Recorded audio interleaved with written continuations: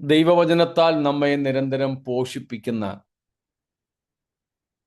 വചനത്തിലെ ദൈവമായ നമ്മുടെ ദൈവത്തിൻ്റെ നാമം വാഴ്ത്തപ്പെടട്ടെ.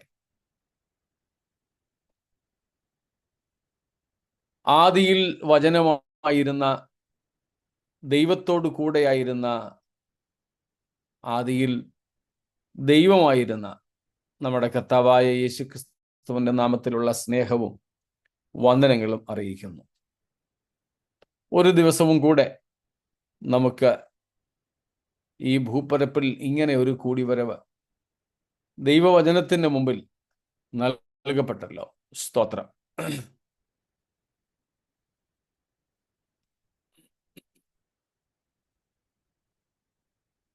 പിന്നെയും കർത്താവ് നമ്മെ അവിടെ സൂക്ഷിക്കുകയും സഹായിക്കുകയും ചെയ്യുമാറാകട്ടെ എന്ന് പ്രാർത്ഥിക്കുന്നു. നമുക്ക് പഠിച്ചു വരുന്ന ദൈവവചന ഭാഗത്തേക്ക് ശ്രദ്ധയെ കൊണ്ടുപോകാം. നമ്മൾ ഇന്നലെ രാത്രിയിൽ അവസാനിപ്പിച്ചത് ഒരു പ്രത്യേക വിഷയത്തോടനുബന്ധിച്ചാണെന്ന് ഓർമ്മ കാണുമല്ലോ. എബ്രായ ലേഖനം 1-ാം അധ്യായത്തിന്റെ 13-ാമത്തെ വാക്യം ഒന്നും കൂടെ നമുക്ക് വായിക്കാം. ഹീബ്രൂസ് 1:13. ഞാൻ നിന്റെ ശത്രുക്കളെ നിനക്ക് പാദപീഠമാക്കുവോളം നീ എന്റെ വലത്തുഭാഗത്തിരിക്ക എന്ന് ദൂതന്മാരിൽ ആരോടെങ്കിലും വല്ലപ്പോഴും അരുളി ചെയ്തിട്ടുണ്ടോ? സ്തോത്രം. നാം അത് 5-ാമത്തെ വാക്യം മുതൽ കാണുന്നുണ്ട്. പഴയ നിയമത്തിലെ പ്രവചനങ്ങളെ ഇവിടെ എടുത്തുദ്ധരിച്ചുകൊണ്ട് അത് പിതാവ് പുത്രനോട് പറയുന്ന കാര്യങ്ങളായിട്ട്, വാഗ്ദത്തങ്ങളായിട്ട് രേഖപ്പെടുത്തിയിരിക്കുന്നു. അങ്ങനെയുള്ള ഒരു വാഗ്ദത്ത വചനമാണ് ഇവിടെ പറയുന്നത്. നമ്മളതിൻ്റെ പശ്ചാത്തലമൊക്കെ കഴിഞ്ഞ ദിവസവും കണ്ടു. 110-ാം സങ്കീർത്തനത്തിൻ്റെ തുടക്കത്തിലാണല്ലോ നാം ആ കാര്യം കാണുന്നത്. അതിനെക്കുറിച്ച് യേശു കർത്താവും സുവിശേഷ ഗ്രന്ഥങ്ങളിൽ യഹൂദന്മാരുമായുള്ള സംഭാഷണത്തിൽ ചോദിച്ചിട്ടുണ്ട്. അങ്ങനെ ഈ വാക്യം യേശു കർത്താവ് യഹൂദന്മാരെ മിണ്ടാതാക്കുന്നതിന് വേണ്ടി പോലും ഉപയോഗിച്ചൊരു വാക്യമാണ്. അതിൻ്റെ ദുർവ്യാഖ്യാനവുമായി ബന്ധപ്പെട്ടാണ് നമ്മൾ അതിനെക്കുറിച്ച് ഇന്നലെ കണ്ടത്. സ്തോത്രം. അല്പമായി ആ വിഷയത്തിൽ നമ്മൾ നോക്കിയത്. പുത്രനോട് പിതാവ് പറയുന്ന ഭാഗമാണ് പ്രവചനാത്മാവിൽ ദാവീദ് രാജാവ് പറയുന്നത്.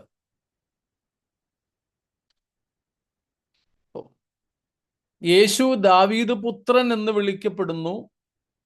പക്ഷേ ആ പിതാവ് എന്ന് വിളിക്കപ്പെടുന്ന ദാവീദ് പ്രവചനാത്മാവിൽ യേശുവിനെ വിളിക്കുന്നത് കർത്താവ് എന്നാണ്. എന്നിട്ട് പിതാവായ ദൈവത്തിന്റെ വാഗ്ദത്തം, അതായിരുന്നു നമ്മൾ ഇന്നലെ കണ്ടത്. Because of the promise of the father, Jesus is superior to the angels. പുത്രനോടുള്ള പിതാവിൻ്റെ വാഗ്ദത്തങ്ങളുടെ അടിസ്ഥാനത്തിൽ യേശു ദൂതന്മാരെക്കാൾ ശ്രേഷ്ഠൻ എന്നാണ് നമ്മൾ ഈ ഭാഗത്ത് കാണുന്നത്. എബ്രായ ലേഖന കർത്താവ് ആവർത്തിച്ച് ചോദിക്കുന്ന ആ ചോദ്യം നമ്മൾ കണ്ടു. അതിൻ്റെ വിശദീകരണങ്ങളിലേക്കൊന്നും നമ്മൾ പോയില്ല. 5-ാമത്തെ വാക്യത്തിൽ നമ്മൾ കാണുന്നു, എന്ന് ദൂതന്മാരിൽ ആരോടെങ്കിലും വല്ലപ്പോഴും അരുളി ചെയ്തിട്ടുണ്ടോ? 6-ാം വാക്യത്തിൽ ദൂതന്മാരോട് പിതാവ് കൽപ്പിക്കുന്ന കൽപ്പനയാണ്. തൻ്റെ ആദ്യജാതനെ ഭൂതലത്തിലേക്ക് പ്രവേശിപ്പിക്കുമ്പോൾ ദൈവത്തിൻ്റെ സകല ദൂതന്മാരും അവനെ നമസ്കരിക്കണമെന്ന് താൻ അരുളി ചെയ്യുന്നു. അപ്പോൾ ദൂതന്മാർക്കുള്ള കൽപ്പനയാണ് അവിടെ.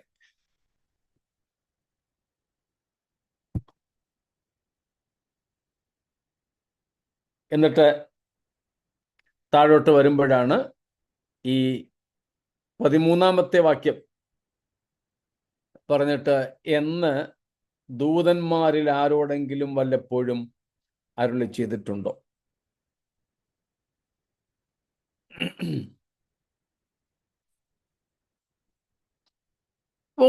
പിതാവ് പുത്രനോട് നൽകുന്ന വാഗ്ദത്തത്തിന്റെ അടിസ്ഥാനത്തിൽ, on the basis of father's promise to the son, പുത്രനോടുള്ള വാഗ്ദത്താടിസ്ഥാനത്തിൽ ദൂതന്മാരെക്കാൾ യേശു ശ്രേഷ്ഠൻ ആയിരിക്കുന്നു. കാരണം ദൂതന്മാരിൽ ആരോടും ദൈവം അങ്ങനെ ഒരു വാഗ്ദത്തവും ചെയ്തിട്ടില്ല. ദൂതന്മാർക്ക് പിതാവ് അങ്ങനെയുള്ള വാഗ്ദത്തങ്ങൾ ഒന്നും നൽകിയിട്ടില്ല, പുത്രന് നൽകിയിട്ടുള്ളത് പോലെ. ദൂതന്മാർക്ക് ആർക്കെങ്കിലും കൊടുത്ത വല്ല വാഗ്ദത്തവും ശ്രദ്ധയിൽപ്പെട്ടിട്ടുണ്ടോ?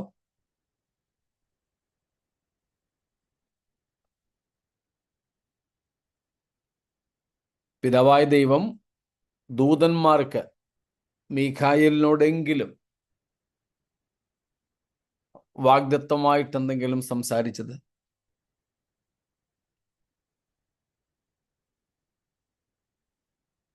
എൻ്റെ ശ്രദ്ധയിൽപ്പെട്ടിട്ടില്ല. അങ്ങനെ നിങ്ങളുടെ ആരുടെയെങ്കിലും anyone come across, please share with me. സ്തോത്രം. എന്നാൽ പുത്രനോട് പറയുകയാണ്, ഞാൻ നിന്റെ ശത്രുക്കളെ നിന്റെ പാദപീഠമാക്കുവോളം നീ എൻ്റെ വലത്ത് ഭാഗത്തിരിക്കാം.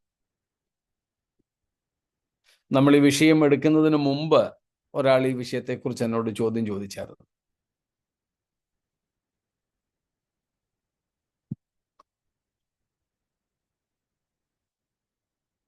അത്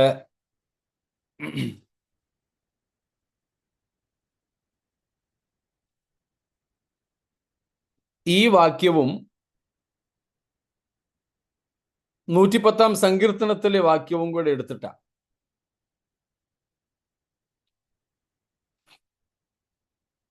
അദ്ദേഹം എന്നോട് ചോദിച്ചത്, സങ്കീർത്തനത്തിൽ പിതാവ് കീഴാക്കി കൊടുക്കുന്നതായിട്ടും പൗലോസ് പറയുന്നത്, അതായത് 1 കൊരിന്ത്യർ 15-ാമത്തെ അധ്യായത്തിൽ 24 തൊട്ട് 28 വരെ പൗലോസ് പറയുന്നത് പുത്രൻ സകലത്തെയും കീഴാക്കിയിട്ട് പിതാവിനെ ഏൽപ്പിക്കും എന്നും ആണല്ലോ. അപ്പോൾ ഈ രണ്ടിലേതാ ശരിയെന്നാ ചോദിക്കുന്നത്? ചോദ്യം മനസ്സിലായോ?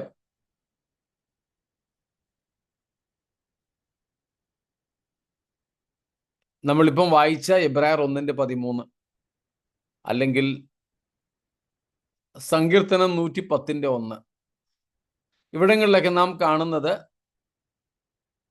പിതാവ് ശത്രുക്കളെ യേശുക്രിസ്തുവിന്റെ പാദപീഠമാക്കുന്നു എന്നാണ്. എന്നാൽ 1 കൊരിന്ത്യർ 15-ാം അധ്യായം 24 മുതൽക്കുള്ള വാക്യങ്ങളിൽ, 1 Corinthians 15:24-28, 24 തൊട്ട് 28 വരെയുള്ള വാക്യങ്ങളിൽ പൗലോസ് ഇതേ വിഷയത്തെക്കുറിച്ച് പ്രതിപാദിക്കുന്നുണ്ട്. അവിടെ പറയുന്നത് പുത്രൻ സകലത്തെയും കീഴാക്കിയിട്ട് പുത്രൻ താനും പിതാവിന് കീഴ്പ്പെട്ടിരിക്കും എന്നാണ്. അപ്പോൾ അവിടെ പുത്രൻ കീഴ്പ്പെടുത്തുന്നുവെന്നും സങ്കീർത്തനത്തിൽ പിതാവ് കീഴ്പ്പെടുത്തുന്നു എന്നും കാണുന്നല്ലോ. അങ്ങനെ ഒരു ചോദ്യവും ഈ വിഷയത്തിൽ വന്നിരുന്നു. പിന്നെ ഇന്നലെ നമ്മൾ മറ്റ് വ്യാഖ്യാനവുമായി ബന്ധപ്പെട്ട ചില കാര്യങ്ങളാണ് ചിന്തിച്ചത്. ഒടുവിൽ ചോദ്യം ചോദിക്കാനുള്ള അവസരമൊന്നും ഇല്ലാതിരുന്നത് കൊണ്ട് നമ്മൾ അങ്ങനെ അങ്ങ് പിരിഞ്ഞു. ഇന്നലത്തെ നമ്മുടെ പഠനത്തിൽ എന്തെങ്കിലും സംശയങ്ങൾ ഉണ്ടെങ്കിൽ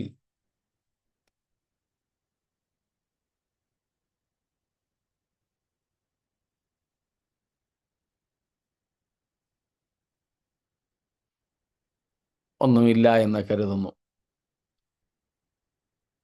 എന്തായിരുന്നു ഇന്നലത്തെ ഒന്ന് ഓർമ്മയുണ്ടല്ലോ?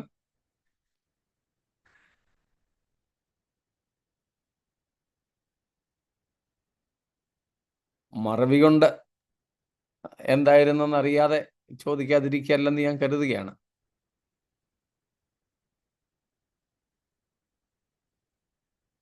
സ്തോത്രം.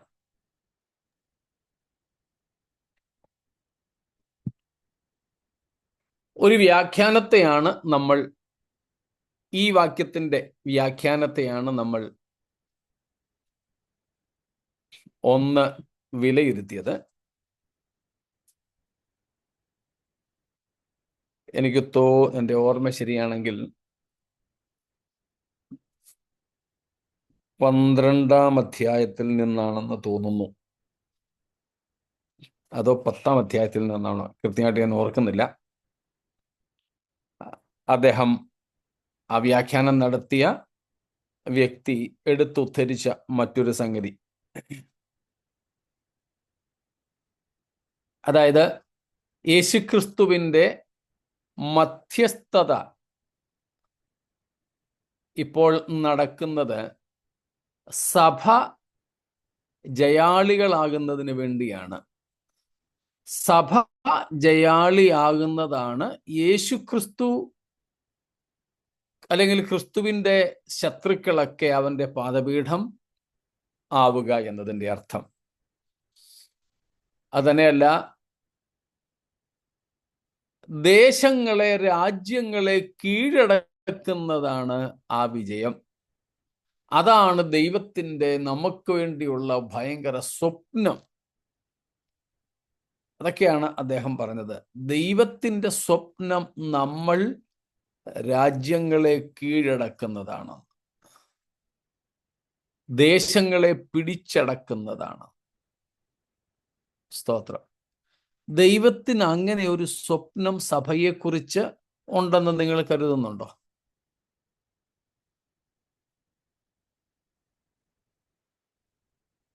രാജ്യങ്ങളെ, ദേശങ്ങളെ, ജാതികളെ പിടിച്ചടക്കുക.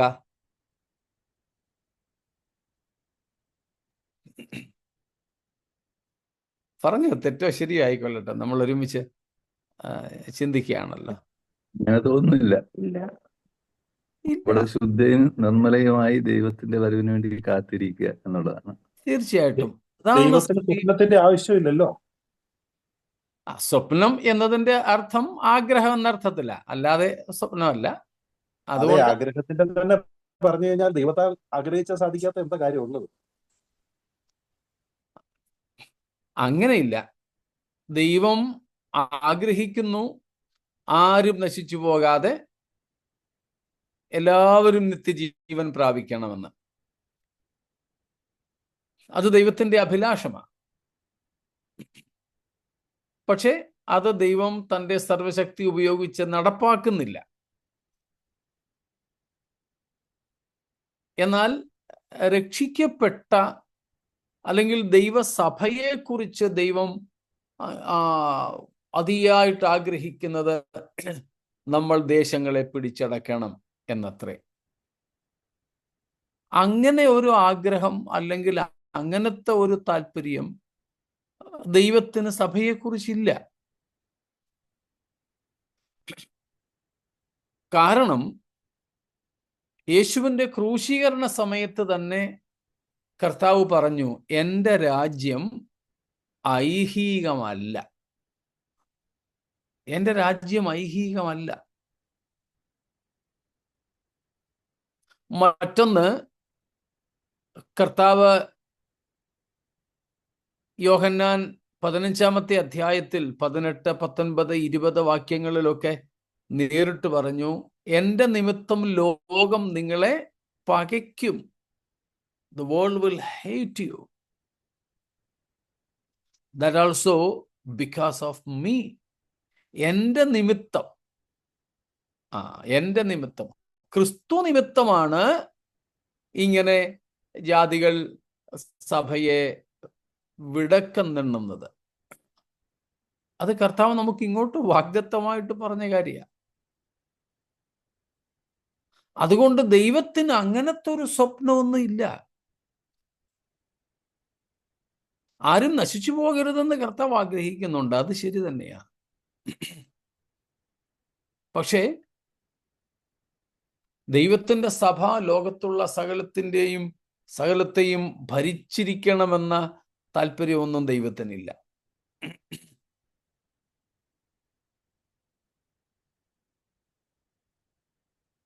അത് വെച്ചുകൊണ്ടാണെന്ന് തോന്നുന്നു ഈ വർഷത്തെ കേരളത്തിലെ ഇലക്ഷൻസിന് പെന്തക്കോസ്തുകാരെ സ്ഥാനാർത്ഥികളാക്കി പെന്തക്കോസ്ത് സഭകൾ നിർത്തുന്നു എന്ന ഒരു വാർത്ത ഞാൻ കേട്ടു. എത്രമാത്രം കുറച്ച് വർഷങ്ങൾ കൊണ്ട് പലരും ശ്രമിക്കുന്നുണ്ടായിരുന്നു, എന്നാൽ ഈ വർഷം മിക്കവാറും അത് സംഭവിക്കുമെന്നും പറഞ്ഞുകൊണ്ട് ചില ഇൻ്റർവ്യൂവും കാര്യങ്ങളൊക്കെ ഞാൻ കണ്ടിരുന്നു.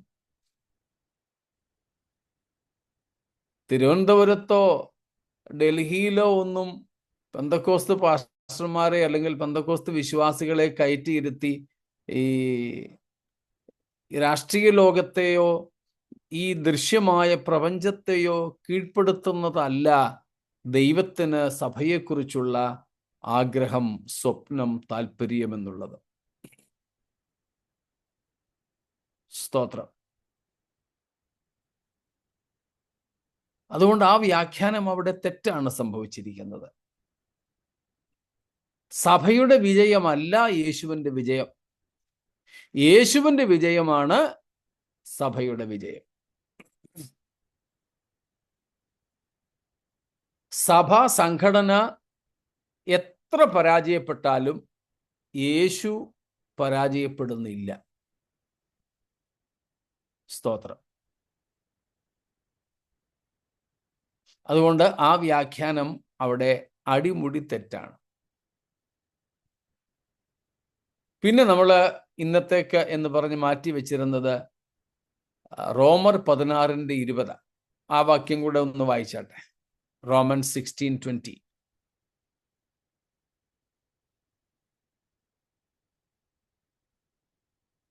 സമാധാനത്തിന്റെ ദൈവമോ വേഗത്തിൽ സാത്താനെ നിങ്ങളുടെ കാൽ കീഴെ ചതച്ചു കളയും. ഈ വാക്യവും കൂടെ മുമ്പേ നമ്മൾ പറഞ്ഞ അല്ലെങ്കിൽ ഇന്നലെ നമ്മൾ പറഞ്ഞ വ്യാഖ്യാനത്തിന് സഹായകമായിട്ട് ആ പ്രസംഗകൻ എടുക്കുന്നുണ്ട്. ശരിയാണ്, ഇവിടെ കർത്താവ് സഭയ്ക്ക് നൽകുന്ന ഒരു വാഗ്ദത്തമാണ്.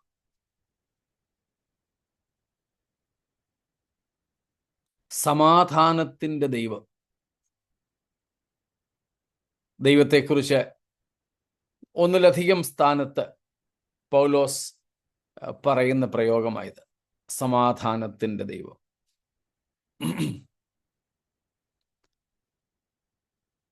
സമാധാനത്തിന്റെ ദൈവമോ വേഗത്തിൽ സാത്താനെ നിങ്ങളുടെ കാൽ കീഴെ ചതച്ചു കളയും.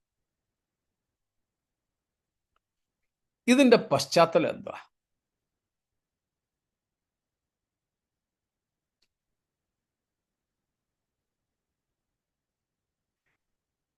ഏതർത്ഥത്തിൽ അല്ലെങ്കിൽ ഏത് പശ്ചാത്തലത്തിലാണ് പൗലോസ് ലീഹ എഫേസ്യ സഭയോട് റോമ സഭയോട് ഈ കാര്യം പറയുന്നത്?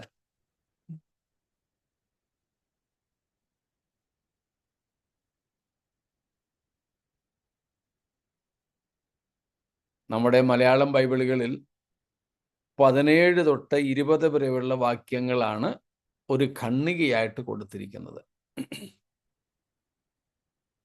അപ്പോൾ വേദപുസ്തക വ്യാഖ്യാന രീതി അനുസരിച്ച് ആ ഖണ്ഡികയിൽ പറഞ്ഞിരിക്കുന്ന ഇതര വിഷയങ്ങൾ എന്താണെന്ന് നോക്കണം. എന്നിട്ട് വേണം ഈ വാക്യത്തെ വ്യാഖ്യാനിക്കാൻ അല്ലെങ്കിൽ വിശദീകരിക്കാൻ.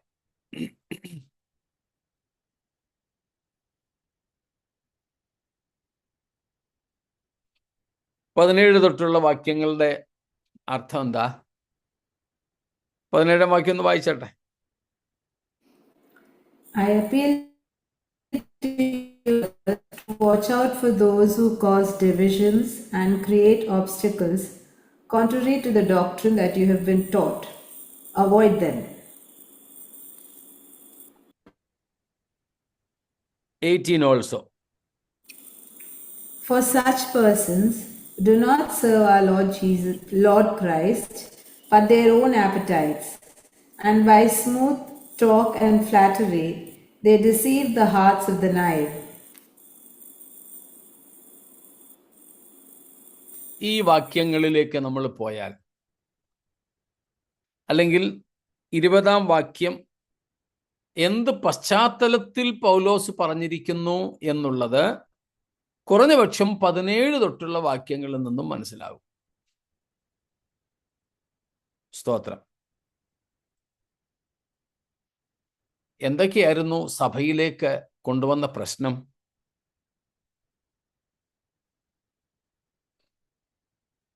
അവർ പഠിച്ച പഥ്യോപദേശത്തിന് വിപരീതമായ ദ്വന്ദ്വപക്ഷങ്ങളെയും ഇടർച്ചകളെയും ഉണ്ടാക്കുന്ന വ്യക്തികൾ.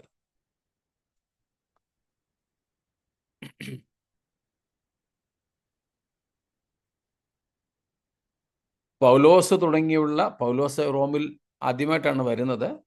എന്നാൽ പൗലോസിനെ പോലെയുള്ള സുവിശേഷകന്മാരിൽ നിന്ന് സുവിശേഷം കേട്ട ഈ ജനം,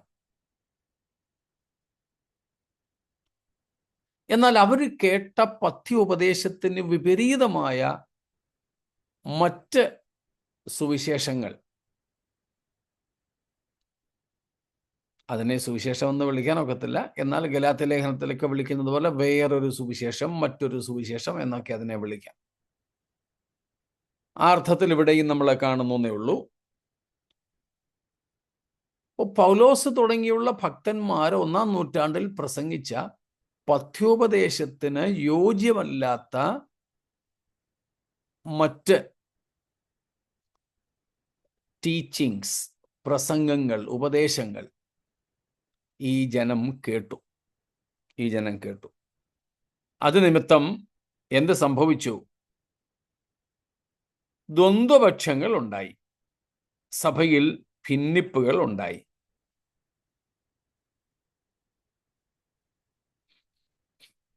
അപ്പം divisions and stumbling blocks contrary to the doctrine that he learned and turn away from them. ഇപ്പോൾ പഥ്യമല്ലാത്ത ഉപദേശത്തെ സ്വീകരിക്കുന്നവർ, എന്നിട്ട് അത് വെച്ച് ചർച്ചിൽ എന്തുണ്ടാക്കുന്നു? ഡിവിഷൻസ്, ദ്വന്ദ്വപക്ഷങ്ങൾ.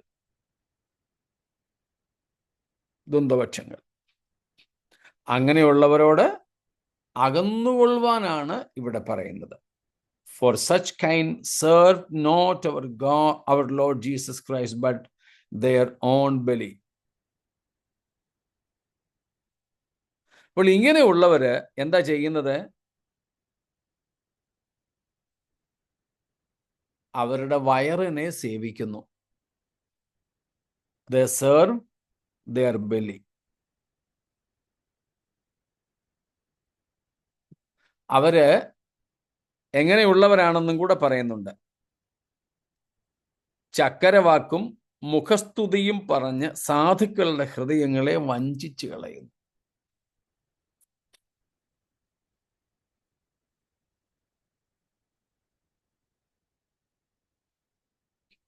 ഇവിടെ ഈ 20-ാമത്തെ വാക്യത്തിൽ സമാധാനത്തിന്റെ ദൈവമോ സാത്താനെ വേഗത്തിൽ നിങ്ങളെ കാൽ കീഴെ ചതച്ചു കളയും എന്ന് പൗലോസ് പറഞ്ഞിരിക്കുന്ന ഈ വാക്യം ഇപ്പോൾ മനസ്സിലാവേ എന്തടിസ്ഥാനത്തിലാണ് പറഞ്ഞിരിക്കുന്നതെന്ന്?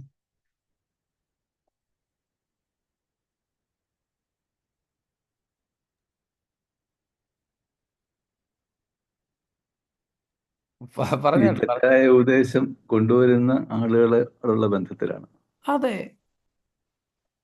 സഭയുടെ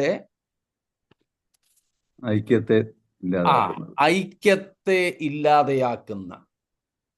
2, സഭയിലെ ഉപദേശ വിശുദ്ധിയെ ഹനിക്കുന്ന,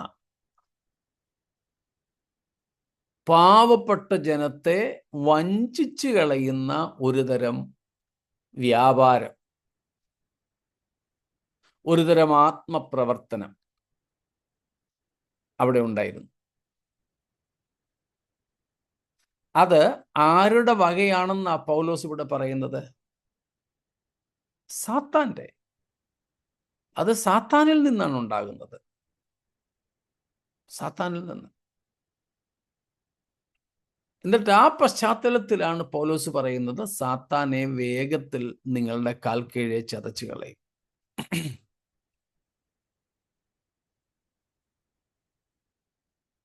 ആ പ്രാദേശിക സഭയോടുള്ള ബന്ധത്തിൽ അതിനെ നമുക്ക് തീർച്ചയായിട്ടും വിശാലമായ അർത്ഥത്തിലും എടുക്കാം.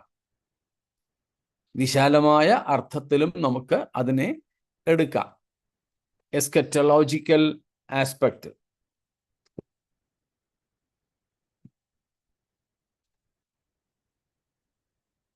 യുഗാന്ത്യ വിജ്ഞാനീയമായ തരത്തിലും നമുക്ക് ആ വാക്യത്തെ വ്യാഖ്യാനിക്കുന്നതിൽ തെറ്റില്ല.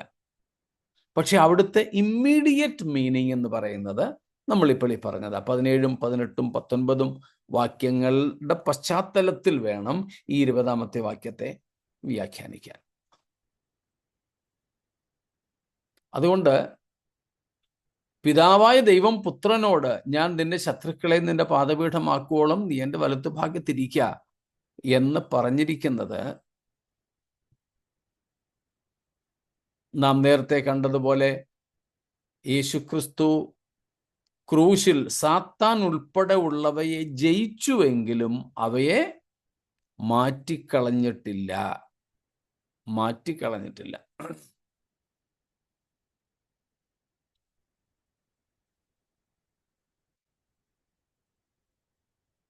He defeated the enemies, but they are not eradicated. ദൈവം യേശുക്രിസ്തുവിലൂടെ, അല്ലെ ക്രിസ്തുവിന്റെ ക്രൂശിലൂടെ ശത്രുക്കളെ തോൽപ്പിച്ചു. പ്രധാനപ്പെട്ട ശത്രുക്കളായ സാത്താനെ, പാപത്തെ,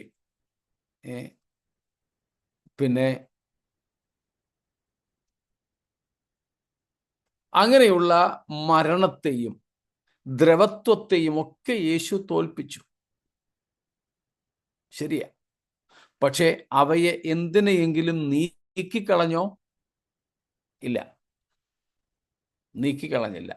കാരണം അവയെ നീക്കിക്കളയുന്നതിന് സമയപരിധിയും കൂടെ ദൈവം നിശ്ചയിച്ചിട്ടുണ്ട്. ആ സമയപരിധി എത്രയാണെന്നൊന്നും നമുക്കറിയില്ല. ആ സമയപരിധി വരെ തീർച്ചയായിട്ടും പുത്രന് കാത്തിരിക്കണം.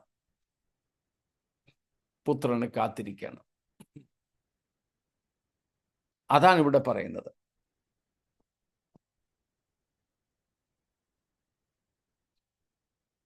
ഇത്രയും കാര്യങ്ങളിൽ എന്തെങ്കിലും ചോദ്യം ഉണ്ടെങ്കിൽ സ്വാഗതം ചെയ്യുന്നു.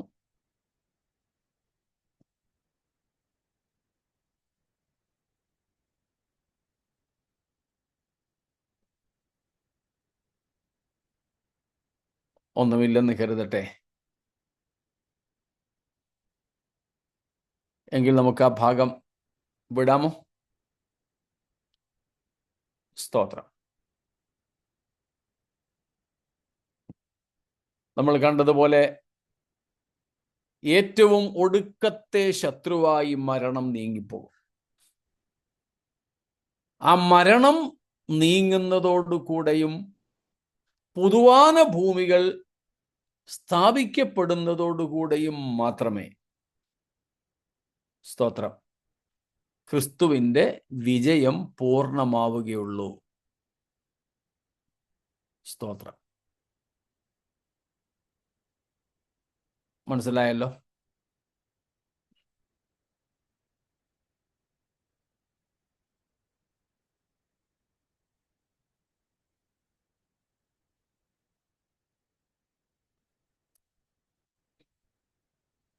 നമ്മൾ ഒന്ന് കൊരിന്ത്യർ ലേഖനം 15-ാമത്തെ അധ്യായത്തിൽ നിന്നും പല പ്രാവശ്യം ആ ഭാഗം വായിച്ച് പഠിച്ചിട്ടുള്ളത് കൊണ്ട് ഇനിയും ആ വാക്യങ്ങളുടെയും വ്യാഖ്യാനത്തിൻ്റെ ആവശ്യം ഇല്ലായിരിക്കുമല്ലോ.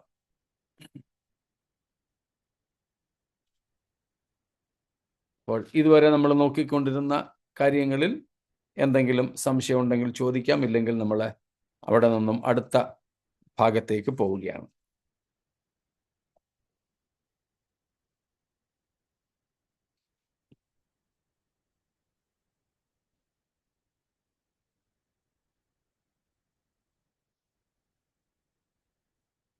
ശരി, ഒന്നുമില്ലെങ്കിൽ നമുക്ക് 1-ാം അധ്യായത്തിലേക്ക് മടങ്ങിയെത്താം. എബ്രായ ലേഖനം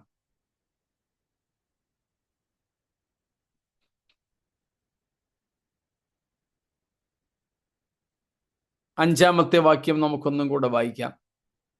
Hebrews 1:5. For to which of the angels did God ever say, "You are my son,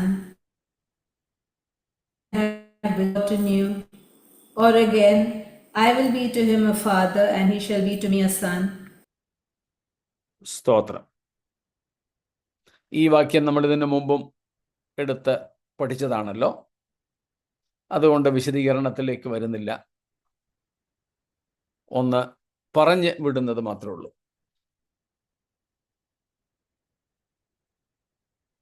നമ്മളിപ്പോൾ ചിന്തിച്ചുകൊണ്ടിരുന്നത് പോലെ ഇവിടെയും പുത്രനോടുള്ള exclusive promise and conversation between the father and the son, പിതാവും പുത്രനും തമ്മിലുള്ള അവർക്കിടയിൽ മാത്രമുള്ള സ്നേഹ സംഭാഷണമാണ് നാം ഇവിടെ കണ്ടത്. സ്തോത്രം. നീ എൻ്റെ പുത്രൻ, ഞാൻ ഇന്ന് നിന്നെ ജനിപ്പിച്ചിരിക്കുന്നു. സ്തോത്രം. അതിൻ്റെ അർത്ഥം നമ്മൾ കണ്ടു. ദൈവം നിത്യപിതാവ. അതുകൊണ്ട് യേശുക്രിസ്തു ദൈവത്തിൻ്റെ നിത്യപുത്രൻ.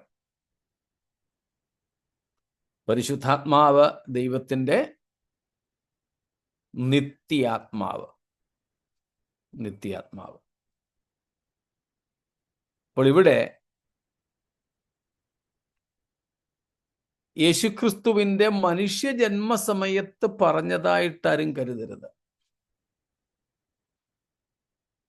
കാരണം പിതാവ്, പുത്ര, പരിശുദ്ധാത്മാവ് നിത്യതയുടെ കഴിഞ്ഞകാല നിത്യത മുതൽക്ക്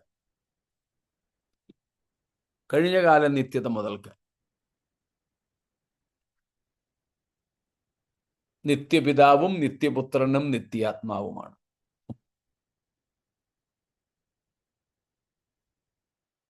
അതുകൊണ്ട് ഈ 5-ാമത്തെ വാക്യം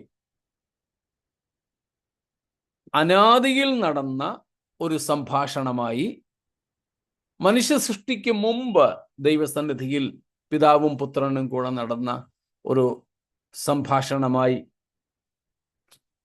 മാത്രം നമുക്കതിനെ ഗ്രഹിച്ചാൽ മതി.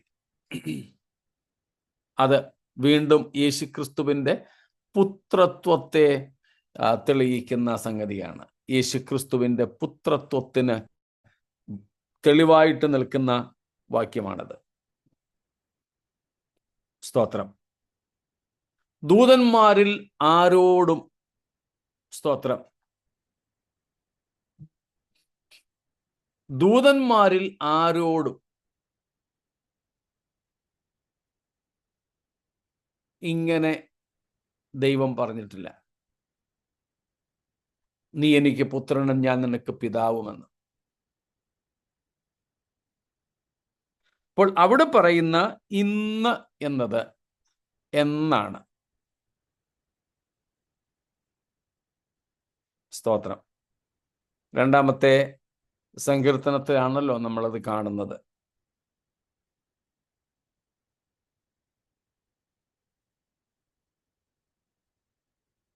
സ്തോത്രം.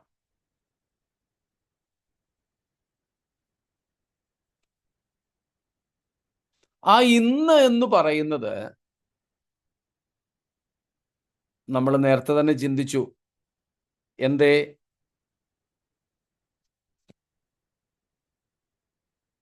യേശുക്രിസ്തു സൃഷ്ടിയാണോ?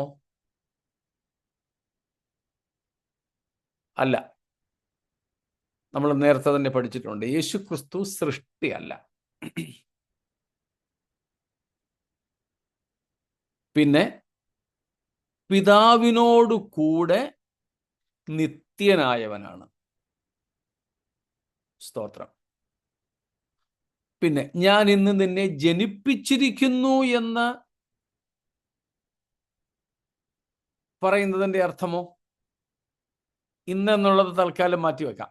ആ ഇന്നിൻ്റെ അർത്ഥം മനസ്സിലാക്കാൻ വേണ്ടിയിട്ട് ജനിപ്പിച്ചിരിക്കുന്നു എന്നതിൻ്റെ അർത്ഥം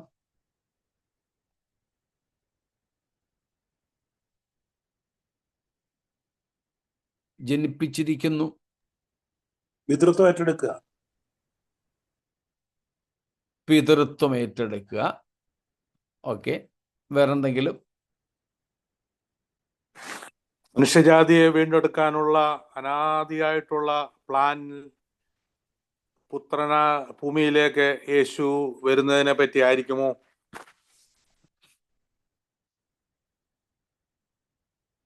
ഓക്കെ,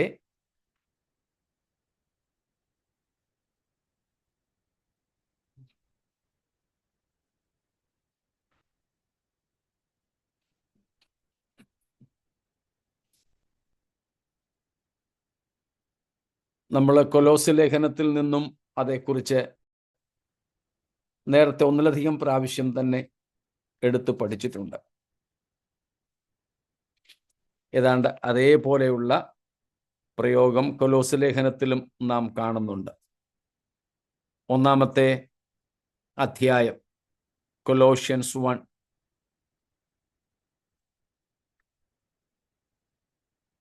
അതിൻ്റെ 15-ാമത്തെ വാക്യം 15. He is the image of the invisible God, the firstborn of all creation. Firstborn of all creation. Firstborn of all creation.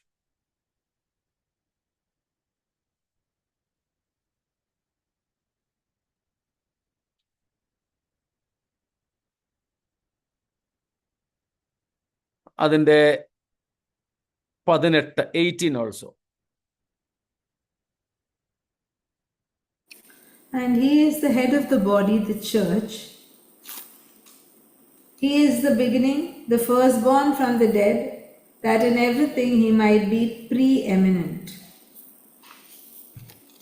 Preeminent. മലയാളത്തിൽ മുമ്പനാകേണ്ടതിന്, സകലത്തിലും താൻ മുമ്പനാകേണ്ടതിന് എന്നാണ് മലയാളത്തിൽ. ഇംഗ്ലീഷിൽ നന്നായിട്ട് കൊടുത്തിട്ടുണ്ട്, that he may become preeminent. പ്രീഎമിനന്റിന്റെ അർത്ഥം നമുക്കറിയാമല്ലോ.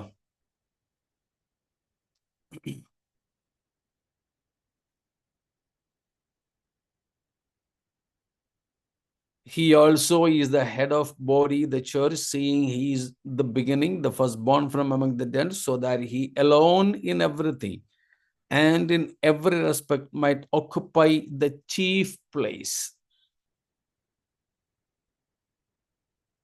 stand first and be preeminent. മലയാളത്തിൽ സകലത്തിലും മുമ്പനാകേണ്ടതിന്. ആ 18-ാമത്തെ വാക്യവും കൊലോസ്യർ 1-ന്റെ 15ഉം 18ഉം വാക്യങ്ങൾ ഒരു സാധാരണ മനുഷ്യൻ വായിച്ചാൽ യേശുക്രിസ്തു സൃഷ്ടിയല്ലേ, സൃഷ്ടിക്കപ്പെട്ടതാണല്ലോ എന്ന് തോന്നിപ്പോകും.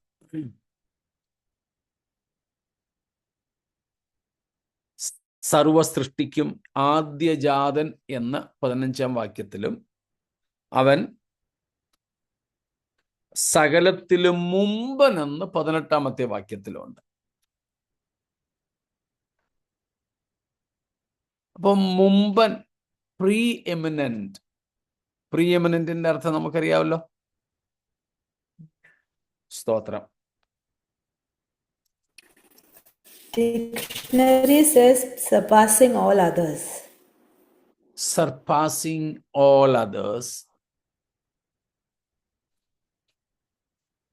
In biblical language, we can say preeminent means Jesus was there even before the beginning. The pre-existent, the preeminent. സ്തോത്രം. അപ്പോൾ യേശു ആദ്യജാതൻ എന്നിവിടെ വിളിക്കുന്നു. ആദ്യജാതൻ എന്ന് കൊലോസ്യ ലേഖനത്തിൽ നാം കണ്ടു. സകല സൃഷ്ടിക്കും ആദ്യജാതൻ.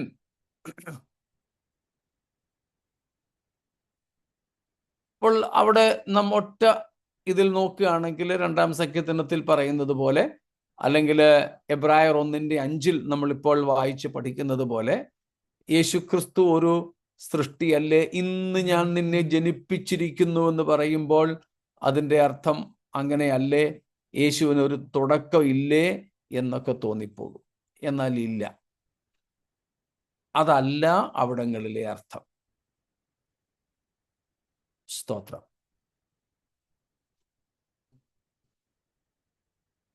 ഞാൻ നിന്നെ ജനിപ്പിച്ചിരിക്കുന്നു എന്നതിൻ്റെ അർത്ഥം നമ്മൾ നൈഷ്യൻ ക്രീഡിൽ കണ്ടിരുന്നു. ഓർമ്മ കാണുമായിരിക്കുമല്ലോ, ഞാൻ നമ്മുടെ ഗ്രൂപ്പിലും ഇട്ടിട്ടുണ്ടായിരുന്നു നൈഷ്യൻ ക്രീഡ്.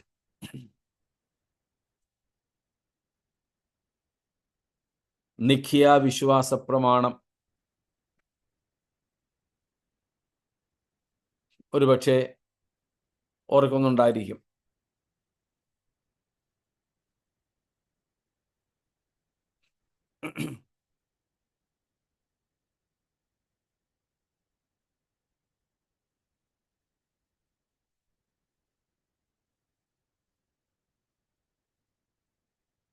അവിടെ ഒരു പ്രധാനപ്പെട്ട പ്രയോഗം നാം കാണുന്നത്, he is God from God, begotten but not born. Begotten but not born. ജനിച്ചവനും സൃഷ്ടിയല്ലാത്തവനും. പിതാവായ ദൈവത്തിൽ നിന്ന് ജനിച്ചു, പക്ഷേ ആരല്ല? സൃഷ്ടിയല്ല. Begotten of the Father before all worlds, God of God. Yeah. Before all the worlds. So God of God. ദൈവത്തിൽ നിന്നും ദൈവമായവൻ. ദൈവത്തിൽ നിന്നും ഉത്ഭവിച്ചവൻ, പക്ഷെ എന്തല്ല? സൃഷ്ടിയല്ല. സൃഷ്ടിയല്ല.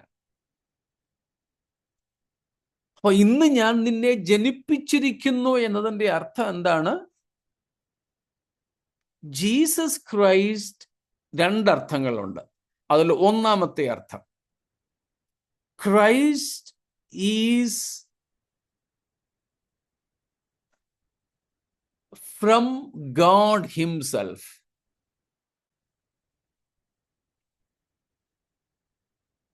From God himself. സ്തോത്രം. ദൈവത്തിൽ നിന്നും പുറപ്പെട്ട അല്ലെങ്കിൽ ഉത്ഭവിച്ച എന്ന അർത്ഥമാണ് നാം അവിടെ കാണുന്നത്. സ്തോത്രം. ദൈവത്തിൽ നിന്നും ദൈവമായവൻ.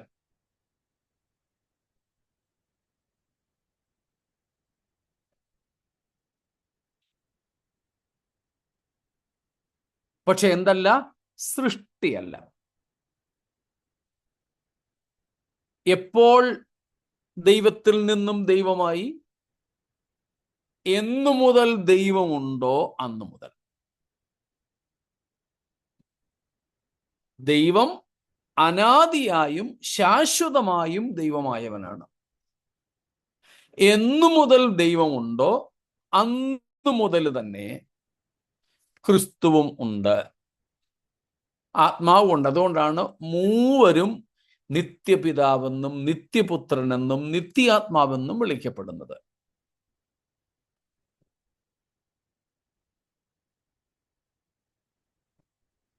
മനസ്സിലാവുന്നുണ്ടല്ലോ?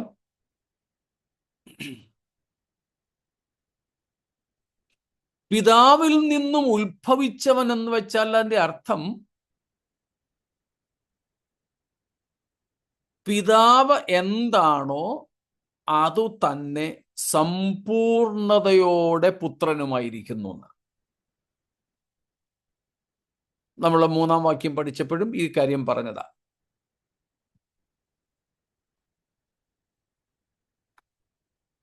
പിതാവിൽ നിന്നും പുത്രൻ ഉത്ഭവിച്ചു എന്ന് പറഞ്ഞാൽ പിതാവ് എന്നോ പണ്ടുണ്ടായി, പിന്നെ എപ്പോഴോ പുത്രൻ പിതാവിൽ നിന്നും ഉണ്ടായി എന്നല്ല അല്ല.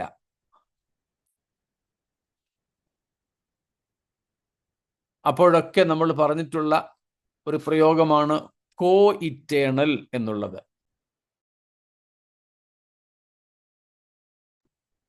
കോ eternal with the father, the same substance. നമ്മൾ 3-ാമത്തെ വാക്യത്തിൽ കണ്ടല്ലോ, he is the radiance of the glory of the father.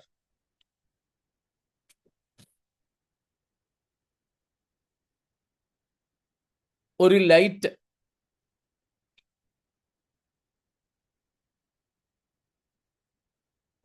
Light അതിൻ്റെ റേഡിയൻസ് എപ്പോഴാ ഉണ്ടായത്? ലൈറ്റിനോടൊപ്പം. ഈ പ്രഭ, ഈ ലൈറ്റ് അഥവാ തേജസ്സിൽ നിന്ന് ഒരേ സമയം പുറപ്പെടുന്നു.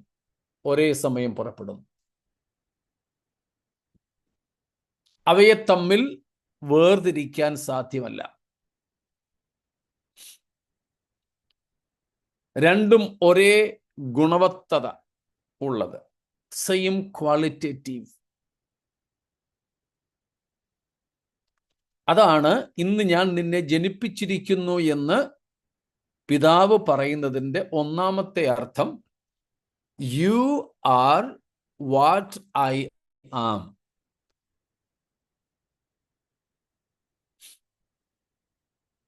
പുത്രനെക്കുറിച്ചുള്ള പിതാവിൻ്റെ പ്രഖ്യാപനമാണ്.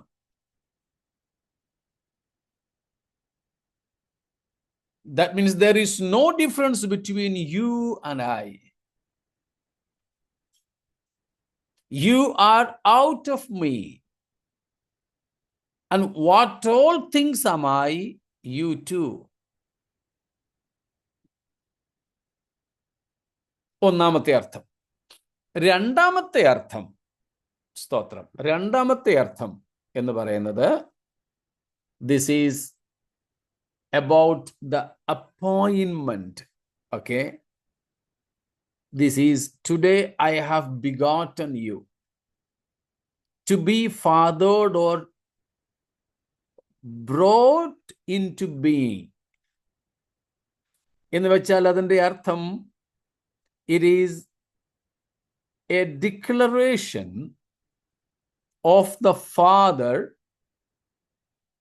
about the Son of God in a specific moment in the history of time, about the appointment or a declaration of appointment and exaltation.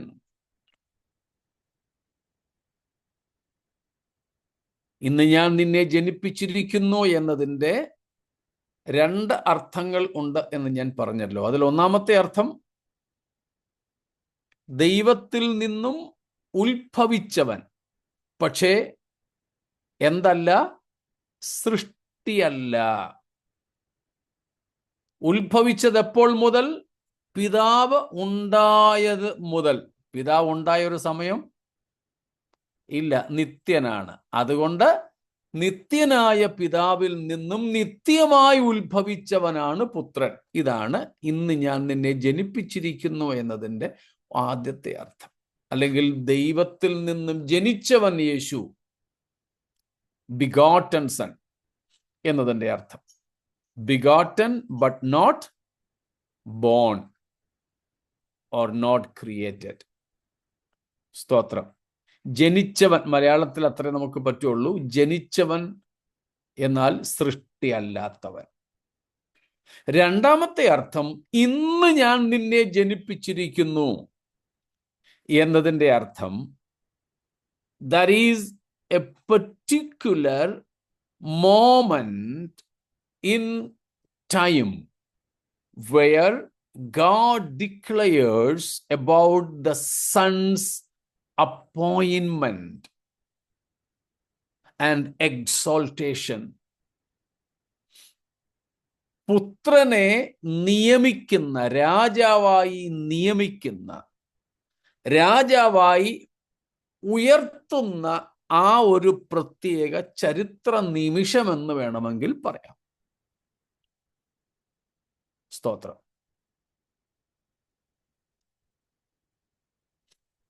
നമ്മൾ ഫിലിപ്പ് ലേഖനം 2-ാം അധ്യായത്തിലും കാണുന്നതാണല്ലോ.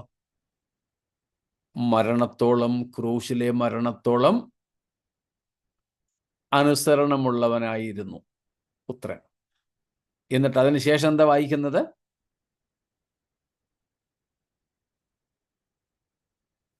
അതുകൊണ്ട് ദൈവം അവനെ ഏറ്റവും ഉയർത്തി. കണ്ടോ? അതുകൊണ്ട് ദൈവവും അവനെ ഏറ്റവും ഉയർത്തി. സ്തോത്രം. എന്നിട്ട് സകല നാമത്തിന് മേലായ നാമം നൽകി. ആ ഉയർത്തി എന്നുള്ളത് ചരിത്രത്തിൽ നടന്ന ഒരു സംഭവമാണ്. അതിന് ഒരു തുടക്കമുണ്ട്.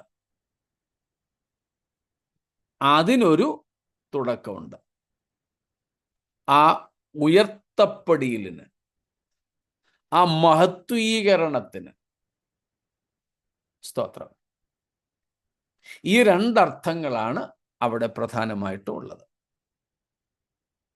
അപ്പോൾ ഇന്ന് എന്നതിൻ്റെ അർത്ഥവും ജനിപ്പിച്ചു എന്നതിൻ്റെ അർത്ഥവും, അതുപോലെ തന്നെ 2-ാം സംഖ്യത്തിൽ കാണുന്നു വാഴിച്ചിരിക്കുന്നു എന്നതിൻ്റെ അർത്ഥവും മനസ്സിലായോ?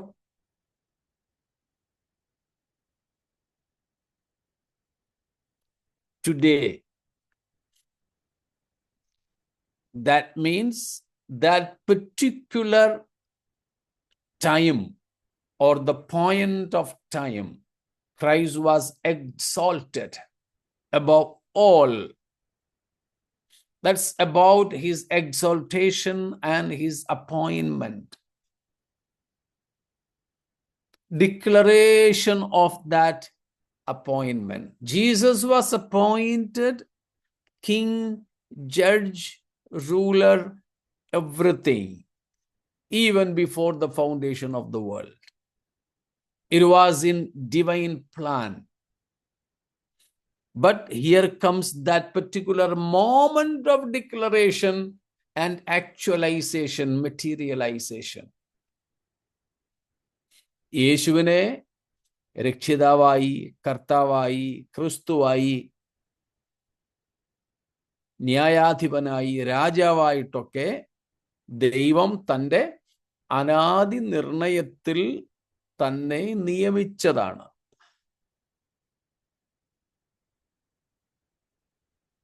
പക്ഷേ അത് ചരിത്രത്തിൽ വെളിപ്പെട്ടതും ചരിത്രത്തിൽ പ്രഖ്യാപിക്കപ്പെട്ടതുമായ ഒരു നിമിഷമുണ്ട്, ഒരു ദിവസമുണ്ട്.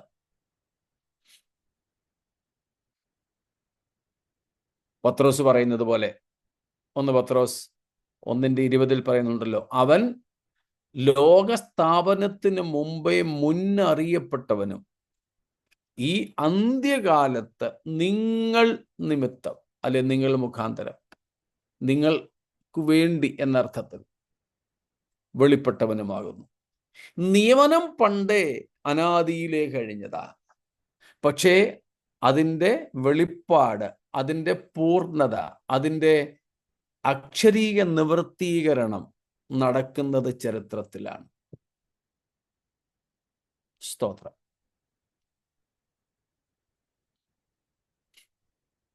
വ്യക്തമായോ? അപ്പൊ ആ ഉയർച്ച നടന്നത് യേശുക്രിസ്തു ഭൂമിയിൽ വന്നതിന് ശേഷമാണ്. ഈ തന്നെത്താൻ താഴ്ത്തി വേഷത്തിൽ മനുഷ്യനായി ഇറങ്ങി, അതുകൊണ്ടെന്ന് പറയുമ്പം ആ അതെ. സംഭവത്തിന് ശേഷമാണ്. അതെ, നമ്മൾ കഴിഞ്ഞ ആഴ്ചയും പറഞ്ഞിരുന്നല്ലോ, മനുഷ്യനായ ക്രിസ്തുവിനെ ഉയർത്തിയ, മനുഷ്യനായ യേശുവിനെ ഉയർത്തിയ ഒരു സംഭവമാണത്. നമ്മളത് പറഞ്ഞിരുന്നു. യേശു ദൈവമെന്ന നിലയിൽ സർവജ്ഞാനിയായിരുന്നു. പക്ഷേ ആ സർവജ്ഞാനം ഉപയോഗിക്കാതെ യേശു പരിമിതനായ മനുഷ്യനായിട്ട് ഈ ഭൂമിയിൽ വന്നു. ദൈവം എന്ന നിലയിൽ യേശു ക്രിസ്തു സർവശക്തനായിരുന്നു, പിശാചിനെ തോൽപ്പിക്കാനും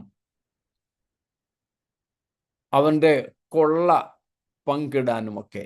പക്ഷേ യേശു ദൈവപുത്രൻ എന്ന നിലയിൽ, അല്ലെങ്കിൽ ദൈവം എന്ന നിലയിലുള്ള ആ സർവശക്തിയോ പരമാധികാരമോ ഉപയോഗിച്ചല്ല പിശാചിനെ തോൽപ്പിച്ചതെന്ന് കഴിഞ്ഞ ആഴ്ച നമ്മൾ പഠിച്ചത് ഓർക്കുന്നുണ്ടായിരിക്കുമല്ലോ. പകരം യേശു മനുഷ്യനായിട്ട്, നമ്മിൽ ഒരുവനായിട്ട്, നമ്മുടെ സഹോദരനായിട്ട്, നമ്മുടെ കുടുംബക്കാരനായിട്ട് വന്നു.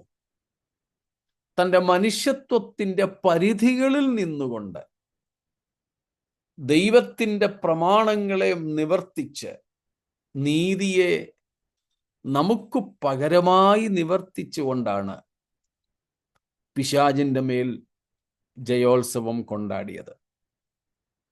അതുകൊണ്ട് അവനെ ഏറ്റവും ഉയർത്തി. സ്തോത്രം. യേശുവിൻ്റെ ജനനം, യേശു എന്ന പേരോടുകൂടെ ചരിത്രത്തിലാണ് ദൈവപുത്രൻ വെളിപ്പെടുന്നത്. ആ യേശുവിനെയാണ് പിതാവായ ദൈവം ഏറ്റവും ഉയർത്തിയത്. സ്തോത്രം. അതിനാധാരം യേശുക്രിസ്തുവിൻ്റെ ക്രൂശുമരണം. അതിനാധാരം യേശുക്രിസ്തുവിൻ്റെ ക്രൂശുമരണം വരെയുള്ള പിതാവിനോട്, ക്രൂശുമരണം വരെ പിതാവിനോടുള്ള അനുസരണം.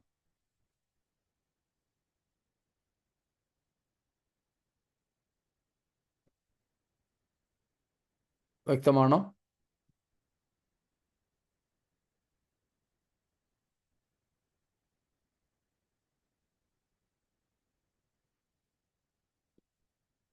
മറ്റെന്തെങ്കിലും?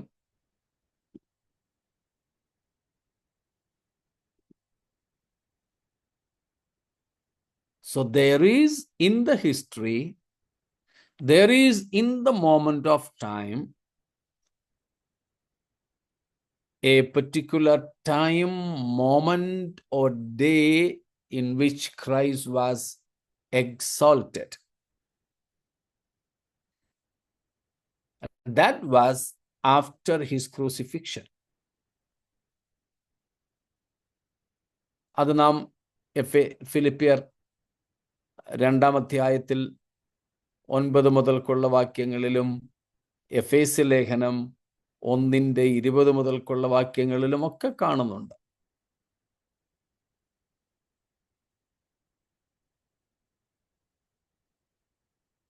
ആ നിയമനം, അപ്പോയിൻമെന്റ് ആൻഡ് എക്സോൾട്ടേഷൻ, നിയമനവും ഉയർത്തപ്പെടലും ഏറ്റവും ഉയർത്തി.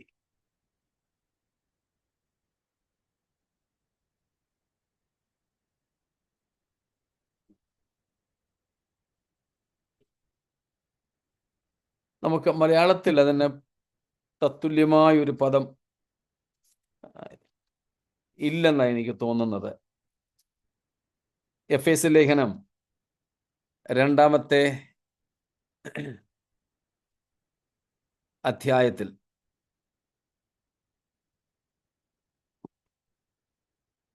നമ്മളോടുള്ള ബന്ധത്തിൽ പറയുന്ന ഒരു കാര്യമുണ്ട്.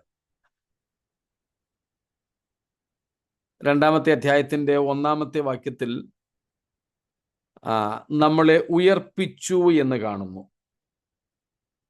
അതിക്രമങ്ങളിലും പാവങ്ങളിലും മരിച്ചവരായിരുന്ന നമ്മെ ക്രിസ്തുവിനോടുകൂടെ ഉയർപ്പിച്ചു എന്ന് നമ്മൾ കാണുന്നു.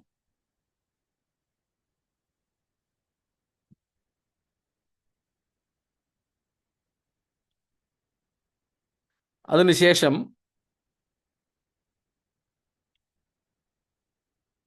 ഹിന്ദിയില് ഹമേ ജിലായ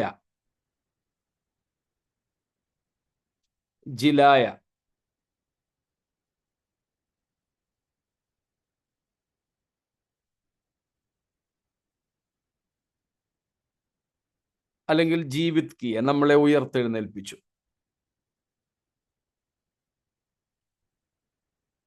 എന്നാൽ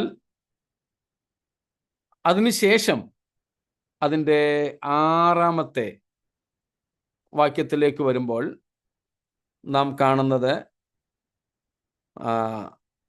അവനോടുകൂടെ ഉയർത്തെഴുന്നേൽപ്പിച്ചു സ്വർഗത്തിൽ ഇരുത്തി എന്ന. അവിടെ നമ്മളെ ഉയർപ്പിച്ചതൊന്ന്, അതിനുശേഷം ഉയർത്തിയത് മറ്റൊന്ന്. ഉയർത്തെഴുന്നേറ്റപ്പോഴും ഭൂമിയിൽ തന്നെയായിരുന്നു. ഉയർത്തെഴുന്നേറ്റ് ഭൂമിയിലായിരുന്നയാളിനെ ഉയർപ്പിച്ചു, റേസ്ഡ്, ലിഫ്റ്റഡ് അപ്പ് എന്നർത്ഥത്തിൽ. എന്നിട്ടാണ് സ്വർഗത്തിൽ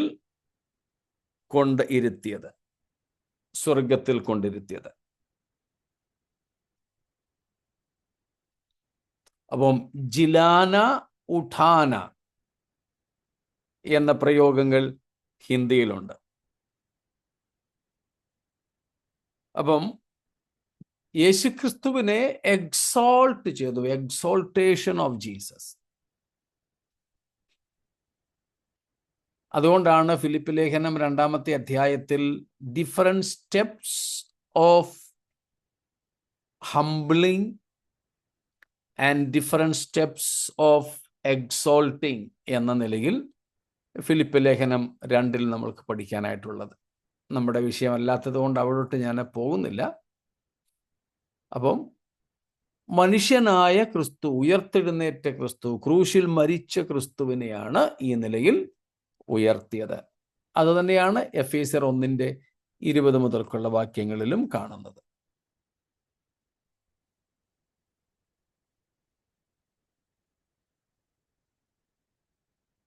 ഇത്രയും വ്യക്തമാണല്ലോ? എന്തെങ്കിലും ചോദ്യങ്ങളുണ്ടോ?